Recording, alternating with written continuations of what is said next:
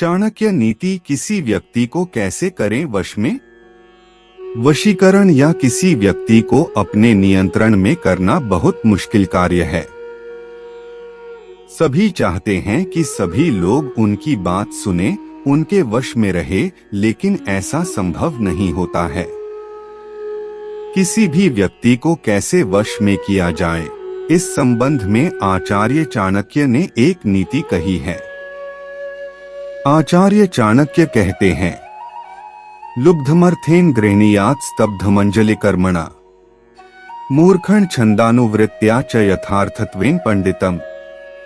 जो व्यक्ति धन का लालची है, उसे पैसा देकर, घमंडी या अभिमानी व्यक्ति को हाथ जोड़कर, मूर्ख को उसकी बात मानकर और विद्वान व्यक्ति को सच से वश में किया जा सकता है। आचार्य चाणक्य कहते हैं कि हमारे आसपास कई प्रकार के लोग हैं। कुछ धन के लोभी हैं तो कुछ घमंडी भी हैं। कुछ मूर्ख हैं तो कुछ लोग बुद्धिमान भी हैं। इन लोगों को वश में करने का सबसे सरल मार्ग है कि किसी लालची व्यक्ति को धन देकर वश में किया जा सकता है। वहीं जो लोग घमंड में चूर होते हैं, उन्हें हाथ जोड़कर या उन्हें उचित मान सम्मान देकर वश में किया जाना चाहिए।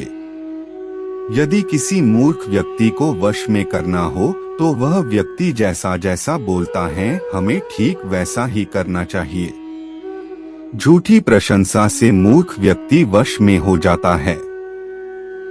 इसके अलावा यदि किसी विद्वान और समझदार व्यक्ति को वश में करना है तो उसके सामने केवल सच ही बोलें, वह आपके वश में हो जाएगा। कौन थे आचार्य चाणक्य? भारत के इतिहास में आचार्य चाणक्य का महत्वपूर्ण स्थान है।